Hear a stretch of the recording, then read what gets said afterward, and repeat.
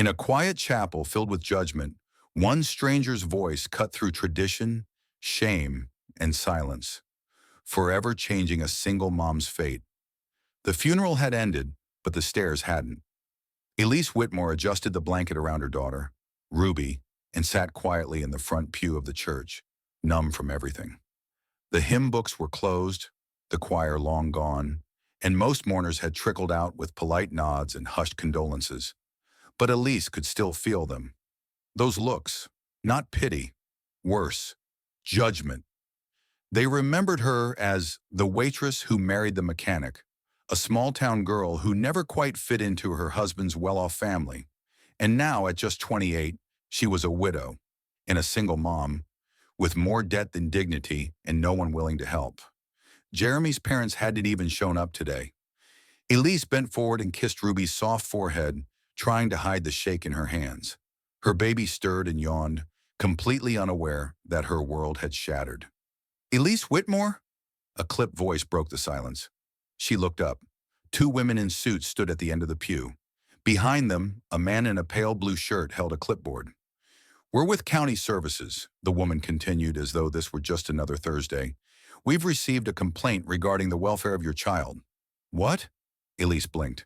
"Here? Now. It's standard protocol. You're here to investigate me at my husband's funeral?" The second woman, a bit younger, softened her tone but didn't budge. "We're just following up. There were reports that you've been struggling financially and emotionally, that your living situation is unstable."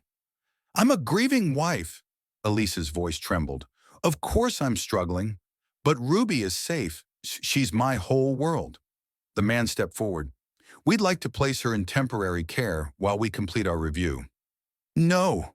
Elise stood up, her baby tightening instinctively in her arms. "You can't take her. You have no right." The commotion stirred what few people remained.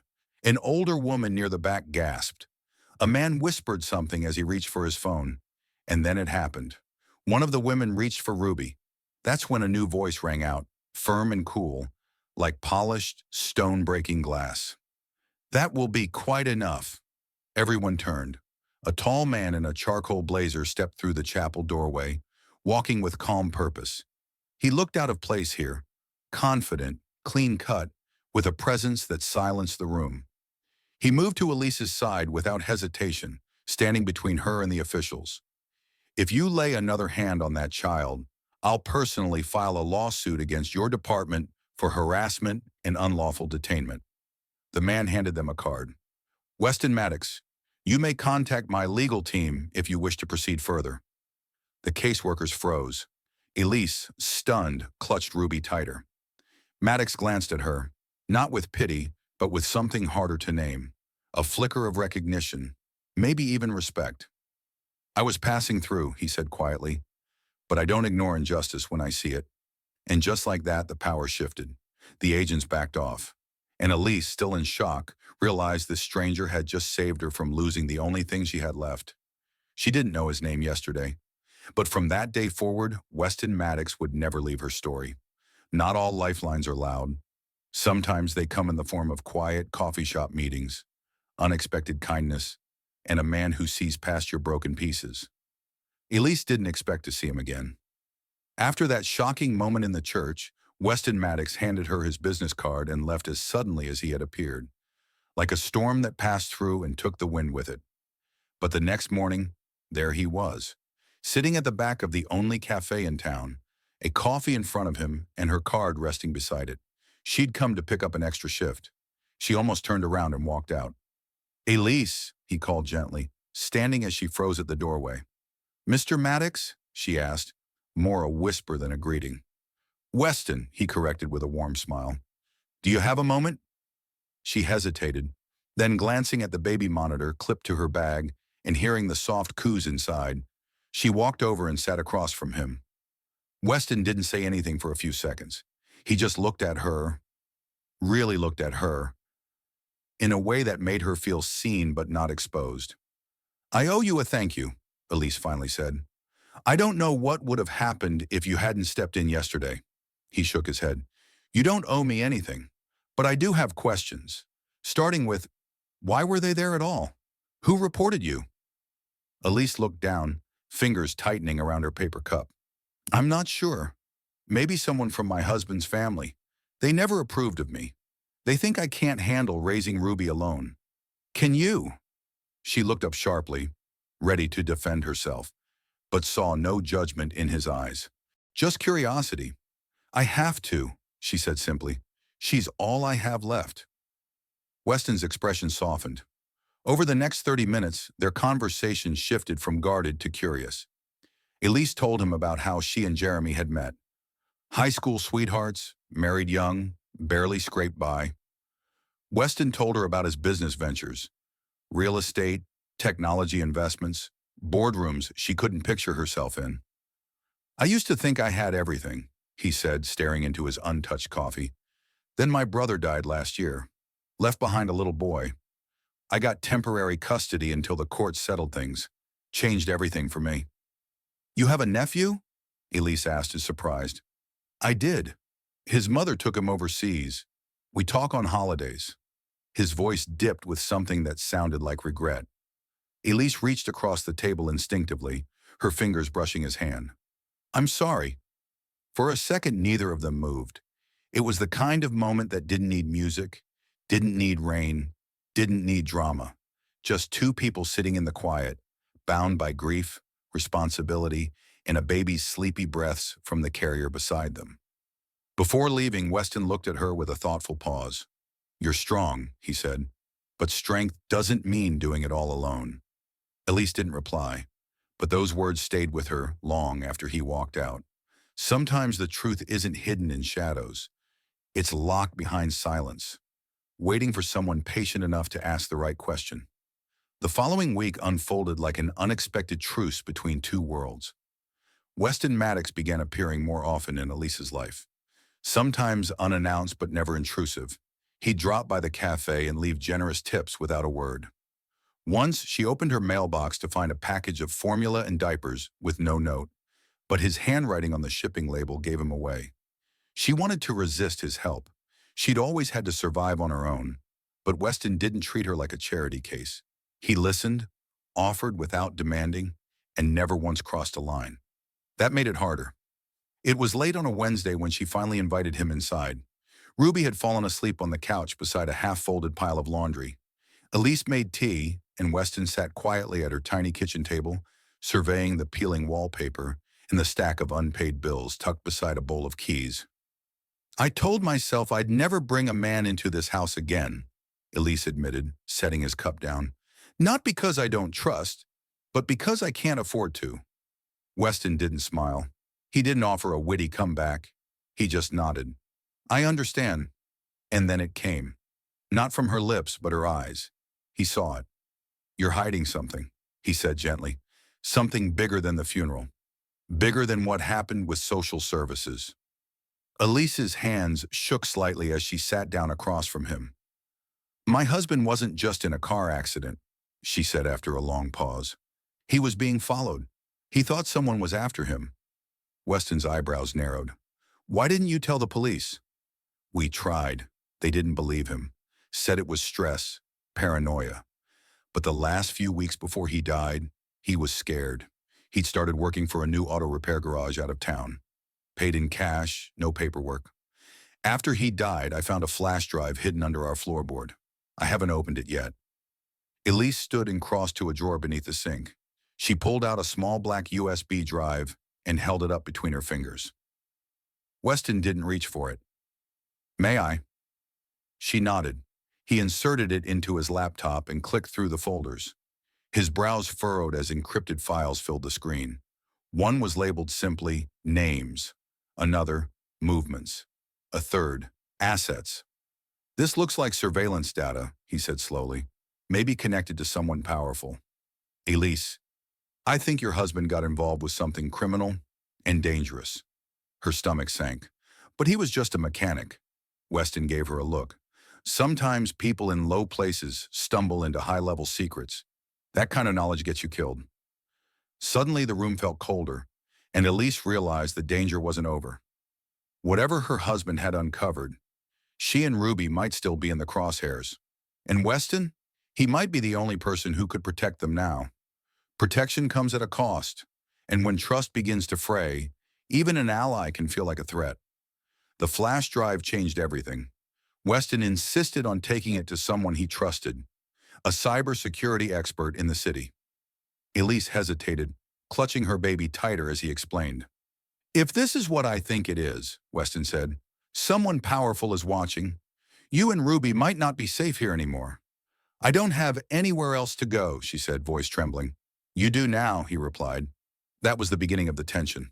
He moved them out of the apartment the next morning, discreetly, without telling anyone. Elise and Ruby were brought to a gated estate on the outskirts of town. It was one of Weston's properties. Modern, cold, too quiet. Armed cameras blinked red from every corner. Elise felt like she had traded her cramped apartment for a glass cage. "I don't like this," she murmured one night, watching Ruby sleep in a room bigger than their entire old place. "It's temporary," Weston assured her, "until we figure out who's behind all this." But as the days passed, Elise started to feel the lines blur. Weston had gone from concerned stranger to savior to something more complicated. He was in her life now, completely, and not just as a protector. He cooked dinner. He held Ruby with surprising tenderness. He laughed in a way that made her chest tighten. But behind that kindness was a man with too many secrets of his own. One night she found him in the study, pacing and whispering on the phone. "No, she doesn't know yet," he said into the receiver. "We're close, but she's smart. If we push too hard, we'll lose her trust." Elise stepped back before he could see her. The next morning she confronted him. "You said you were helping me," she began, voice tight. "But I heard you. Who were you talking to? What don't I know?" Weston paused, then closed the door behind him. "I was talking to my legal team," he said slowly. "They've been working to secure temporary custody in case something happens to you." Her blood turned cold. "Custody of my child. It's just a precaution." "You had no right," she snapped. "You barely know me. You think because you have money and connections, you can take over our lives? That's not what this is." "Then what is it, Weston?" "Because I trusted you, and now it feels like I'm being protected by someone who's preparing to replace me." He looked hurt, but she didn't care. She grabbed Ruby and stormed into the guest room, locking the door behind her. For the first time since the funeral, she cried. Weston might have saved them from immediate danger, but in doing so, he became a new kind of threat, the kind that could take everything she had left, including the one person who made her life worth living. Even the strongest hearts can fracture when every path forward feels like a betrayal. Elise didn't sleep that night. Ruby stirred in her arms, fussing gently, unaware of the war being waged inside her mother's chest. Elise rocked her slowly, her eyes staring blankly at the far wall of the unfamiliar bedroom. Hardwood floors, silk curtains, imported crib, all Weston's. Every comfort she had now came from a man she was no longer sure she could trust. The next morning she avoided him. She refused breakfast, ignored the knock at her door. When she finally ventured into the kitchen hours later, she found a note on the counter. "Gone to meet with a contact. I'll be back this afternoon. Please don't leave the property without telling security. W." Security. She glanced at the corner camera, now acutely aware that she was being watched, even in this moment of silent fury. She hated herself for missing him, but doubt had begun to bleed into everything. She made herself tea and sat by the tall window. Outside, a gray sky loomed over the sprawling lawn, but Elise felt the storm inside her brewing stronger than anything the weather could manage. She whispered to herself, "What am I even doing here?" She had no job, no friends. Her only remaining family had made their feelings clear when they'd refused to show up at the funeral. She had a baby, a bag of clothes, a dead husband's secrets, and a billionaire who could erase her with a signature. Her thoughts spun in every direction. Should she leave? Should she try to go back to the city? But where would she go? Who would take her in with a baby and a digital target on her back? Even if she left Weston, the danger wouldn't leave her. But staying might mean losing herself, losing her right to decide what was best for Ruby. What if Weston went to court and used his resources to prove she was unfit, a traumatized, jobless widow who couldn't even provide a crib, her fingers clenched around her teacup. Then Ruby laughed from her playmat on the floor. That innocent giggle cut through the fog like sunlight. Elise slid down to the floor beside her daughter. Ruby reached for her face with chubby fingers, babbling nonsense. "I'm not weak," Elise whispered, pressing her forehead against Ruby's. "And I'm not letting anyone decide my future, but me." Still, even as she said it, she knew her confidence was only skin deep. The walls of the estate felt taller that day. The silence rang louder. And in her heart, Elise felt something she hadn't admitted since the day her husband died. She was scared. Not of Weston, not entirely, but of herself, of making the wrong decision again. Sometimes hope doesn't come with fireworks. It arrives in a whisper, in a gesture, in someone refusing to walk away. Weston returned that evening. He didn't knock, didn't try to explain himself right away. Elise watched him from the hallway as he stood in the kitchen, staring at the same note he had left on the counter. It was crumpled now, as if someone had read it with shaking hands. She wanted to be angry still. She tried to be. But Ruby had fallen asleep in her lap an hour ago, and Elise had spent that time remembering the look on Weston's face when she'd accused him of preparing to steal her child. It wasn't the face of a villain. It was the face of a man who didn't know how to ask for permission to care. She cleared her throat. Weston turned slowly, cautious. "I heard you were back," she said. His eyes flickered with hesitation. "I didn't want to bother you. After yesterday, you didn't bother me. You scared me," she admitted. Weston nodded. "I know." There was a long silence before she spoke again. "I've lived a life where people only helped me when they wanted something. So when you started doing everything, protecting us, feeding us, giving us shelter, I kept asking myself, what's the price? What do you really want?" "I don't want anything," he said quietly. "Not from you." She narrowed her eyes. "Then why all this?" He stepped closer, slowly. "Because I couldn't forget the look on your face outside that church. And then I saw Ruby in your arms, and I just knew I couldn't walk away. I didn't know what I was getting into, but I knew I couldn't leave you two alone." Elise swallowed. Her chest ached. "I don't know how to trust someone like you," she said, voice barely above a whisper. "You have everything. I have almost nothing." Weston's face softened. "You have more than you think. You have guts. You have that fire I saw when you stood up to the pastor, to your in-laws, to me. And you have Ruby, who smiles like the world is brand new every time she sees you." His words caught her off guard.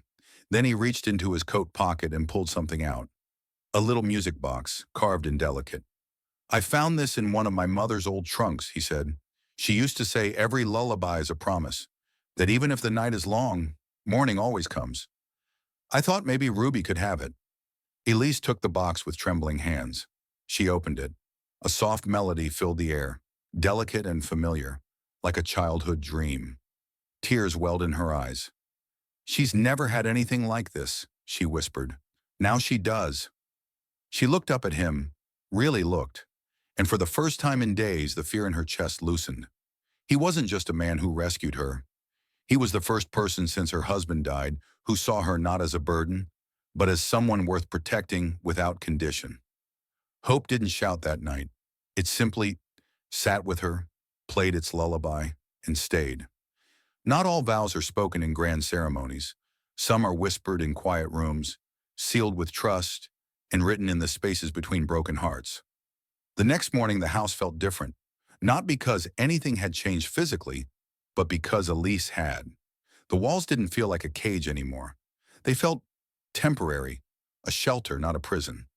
She dressed Ruby and brought her down to the sunroom where Weston was sitting, reading a file, coffee cooling beside him. His hair was messy, a rare sight for a man so precise. She liked it. "Good morning," she said gently. He looked up, startled, but his face warmed instantly. "Good morning. I owe you an apology," she began, setting Ruby down to play with her soft toy. "I was wrong to assume you were trying to take her from me. I let fear twist things." Weston shook his head. "You don't need to apologize. You're a mother.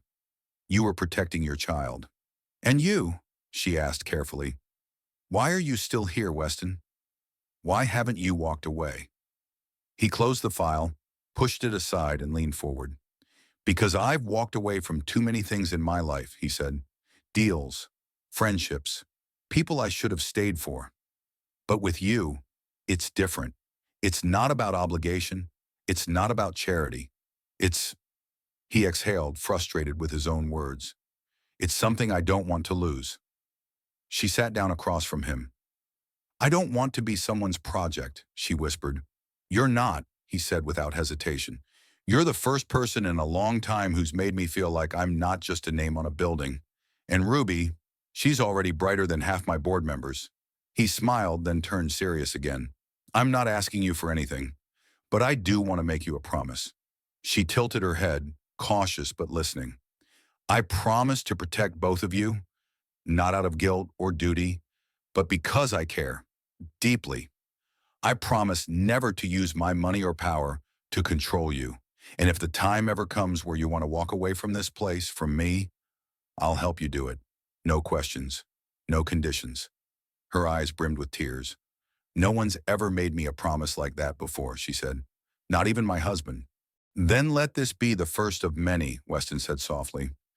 Ruby crawled over and reached for his shoe, babbling as if she agreed. He chuckled and scooped her into his arms. And I promise, he said to the baby, never to buy you a pony unless your mom says yes. Elise laughed through her tears. The moment was simple. No rings, no ceremony. Just a man, a woman, and a child who didn't know it yet, but who had just gained something bigger than any inheritance. They had found the beginning of a family. Sometimes joy tiptoes in when no one's watching, uninvited, unplanned, and exactly what the heart needs. 2 weeks later, Elise stood in the backyard barefoot, laughing. Not because something extraordinary had happened, not because life was suddenly perfect, but because Ruby had just taken 3 wobbly steps, completely unprompted, and then plopped down on the grass with a triumphant squeal. Weston had seen it too. He dropped his phone mid-call and run outside, looking like he'd witnessed a miracle. And in a way, they both had. Did you see that? Elise grinned, holding back tears. She walked, Weston said, stunned. I mean, like, actually walked. Ruby clapped, proud of herself, and reached her arms out toward Weston. Without thinking, he scooped her up, tossed her gently in the air, and caught her, both of them giggling now. It was the first time Elise had heard Ruby laugh like that since the funeral, and the first time she realized her daughter had never laughed like that with anyone else. You're good with her, Elise said, voice soft, almost disbelieving. I had no idea, Weston admitted, but I love this. I love her. He looked at Elise, eyes honest, unguarded. And I think I'm falling in love with her mother too. It hit her like a wave, unexpected and overwhelming. For a long time, Elise had carried the belief that joy had to be earned, fought for, bought at the cost of pain. But standing there in a backyard filled with nothing more than wildflowers and scattered baby toys, she felt something she hadn't in months. Peace. Real peace. I don't know what to do with happiness, she admitted, her voice trembling. It feels borrowed, like it's going to be taken away. Weston reached for her hand, gently, firmly. Then let's stop borrowing it. Let's own it, even if it's just for today. She nodded slowly. And in that moment, with Ruby babbling in his arms, with the wind soft in her hair, and the taste of summer still clinging to the air, Elise let go of her fear, just a little. They weren't perfect. They weren't even officially anything. But joy had found them, not in a mansion, not at a party, not in anything Weston's money could buy. Just here, in the quiet miracle of a baby's first steps, and the beginning of something neither of them had planned, but both of them already needed. True strength reveals itself not in moments of ease, but when storms rage and hearts are stretched beyond their limits. Months passed. The early glow of hope dimmed beneath the weight of reality. Elise found herself exhausted, not just from sleepless nights with Ruby, but from the quiet battles that no one else saw. The judgmental looks from neighbors, the whispers at the grocery store, the constant pressure to prove she wasn't just a charity case. Weston, despite his wealth and influence, faced his own challenges. His family's disapproval was a constant shadow. His board questioned his focus. Rumors started swirling that his involvement with Elise was a reckless gamble, a scandal waiting to explode. One evening, as a harsh wind rattled the windows, Elise sat alone in the living room, Ruby asleep beside her. Weston entered quietly, his face heavy with worry. "We need to talk," he said. She nodded, bracing herself. "I'm being called to step down from the board," he continued. "They think us, is a distraction, a liability." Elise's heart clenched. "And you?" "I'm torn," he admitted, "but I can't walk away. Not from you, not from Ruby." Tears welled in Elise's eyes. The path ahead was suddenly so much steeper. "I'm scared," she whispered. "What if we can't hold on?" Weston took her hands. "We will, but it's going to take everything we've got." Over the next weeks, they faced rumors, misunderstandings, and cold shoulders from those who once smiled. Arguments flared, between them and inside them. Doubts whispered in the darkest moments. Yet in the midst of it all, Ruby's laughter remained a steady beacon. Her innocent joy reminded them why they fought so hard. One night, after a particularly brutal board meeting, Weston returned home bruised in spirit but determined. "I told them," he said, voice firm. "I'm not giving up on this family." On our family, Elise looked at him, her own resolve hardening. "We'll weather this storm," she promised, "because what we have is worth it." They sat together in silence, the world outside raging, but inside a fragile peace blossomed. The test of time had begun, and for the first time, they weren't just surviving. They were fighting to thrive. Sometimes the hardest endings open the door to the most unexpected fresh starts. Spring arrived, painting the world in soft greens and hopeful colors. The struggles of winter had left scars, but they also left lessons. Elise stood on the porch, holding Ruby close as the baby reached for blooming flowers, her laughter ringing clear in the warm air. Weston stood beside them, his hand finding hers naturally. There was a calmness now, a quiet strength that hadn't been there months ago. The battles had not been easy. The board had resisted, friends had faltered, and whispers still lingered. But Weston's refusal to back down and Elise's unwavering courage had shifted the tides. Together they had rebuilt more than just their lives. They had rebuilt trust, purpose, and a new sense of family. One afternoon, as they walked through the neighborhood park, a woman approached Elise with a shy smile. "Excuse me," she said. "I just wanted to say, your strength has inspired me. I've been through something similar, and seeing you keep going, it means a lot." Elise blinked, surprised. Weston squeezed her hand. "See? New beginnings aren't just about us." The past was not forgotten, but it no longer defined them. Elise found herself dreaming again, of a home filled with laughter, of Ruby's first day at school, of a future that wasn't shadowed by grief. She realized she was ready, ready to love again, to trust again, and to live fully. Because sometimes the hardest chapters lead to the most beautiful beginnings, and this was just the start. Love demands the deepest sacrifices, when giving everything is the only way to save what truly matters. Life had begun to settle into a fragile peace, but fate had one more test in store. One evening, as Elise tucked Ruby into bed, her phone buzzed. It was Weston, his voice strained, urgent. "Elise, I need you to come to the hospital, now." Her heart pounded as she rushed out, clutching Ruby tightly. At the hospital, Weston looked pale but resolute. "There's been an accident," he explained. "A building collapsed downtown, several injured, and Ruby was caught in it." Fear gripped Elise's throat, but she held back tears, following the doctors into the ICU. Hours passed like years. Finally, a doctor emerged. "Ruby is stable but needs a risky surgery," he said. "There's only one specialist who can perform it, and they need to start immediately." Weston looked at Elise, his eyes filled with pain and determination. "I'll cover every cost," he vowed, "whatever it takes." The surgery was long and tense. Elise paced the waiting room, feeling every second like a lifetime. When the doctor returned, relief flooded her. "She's going to be okay." But as they left the hospital, Weston pulled Elise aside. "There's something I need to tell you," he said softly. I'm stepping down from my company.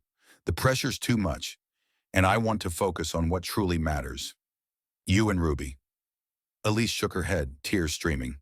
You don't have to do this alone. I want to, he said. For you both, I'll make any sacrifice.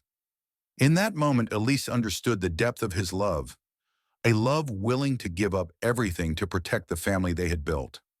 Sacrifice wasn't just about loss. It was about choosing what matters most, and Weston's choice sealed their bond forever. When all the pieces fall into place, peace blooms, and love's melody plays its sweetest song. The days that followed were quieter, filled with soft moments that felt like the world had finally caught its breath.